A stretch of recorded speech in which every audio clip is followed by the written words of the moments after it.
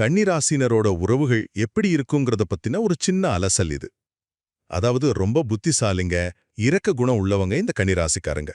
ஆனா சில உறவுகள் மட்டும் இவங்களுக்கு ஏன் அதிர்ஷ்டத்தையும் மத்த சில உறவுகள் துரோகத்தையும் கொடுக்குது? வாங்க பார்க்கலாம். முதல்ல இவங்களுக்கு அதிர்ஷ்டம் அள்ளித் தர்ற ஒரு உறவுனா அது தாய்மாமன் உறவு தாங்க. ஏன்னா இவங்களோட ராசி அதிபதி புதன் இல்லையா, அது அறிவுக்கு அதிபதி. அதே புதன் தான் தாய்மாமனையும் குறிக்குது. அதனால இந்த உறவாலே இவங்களுக்கு பெரிய நன்மைகள் கிடைக்கும். சொல்லப்போனா நிறைய கன்னிராசி பெண்கள் அவங்க கணவரை கூட மாமான்னு கூப்பிடுறதுக்கு இதுவும் ஒரு காரணமா இருக்கலாம். ஆனா அதுல ஒரு சின்ன சிக்கல். இந்த உறவுல யாருக்காவது தொழில் செய்ய பணம் கொடுத்தா அதை திரும்ப கேட்க ரொம்பவே சங்கோஜப்படுவாங்க.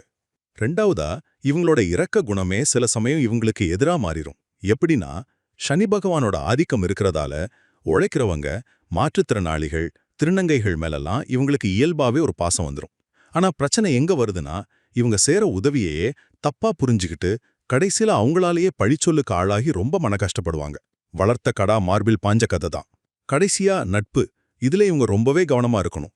பாருங்க, ஜோதிடப்படி நட்புக்கு காரகன் செவ்வாய் கிரகம். ஆனா அது கன்னிராசிக்கு அவ்வளவா சாதகமா இல்ல. அதனால என்னாகும்னா, இவங்க ஃப்ரெண்ட்ஸுக்கு நல்ல மனசோட அட்வைஸ் பண்ணா கூட அதுவே இவங்களுக்கு பிரச்சனையா திரும்பி வரலாம். நட்பால மனக்காயம் ஏற்பட வாய்ப்பு அதிகம். சுருக்கமா சொல்லணும்னா, கன்னிராசியினரோட அந்த ஆழமான அன்பும் உதவும் மனப்பான்மையும் தான் அவங்களோட பலமும் கூட. அதே சமயம் அதுவே தான் அவங்களோட மிகப்பெரிய பலவீனமும்.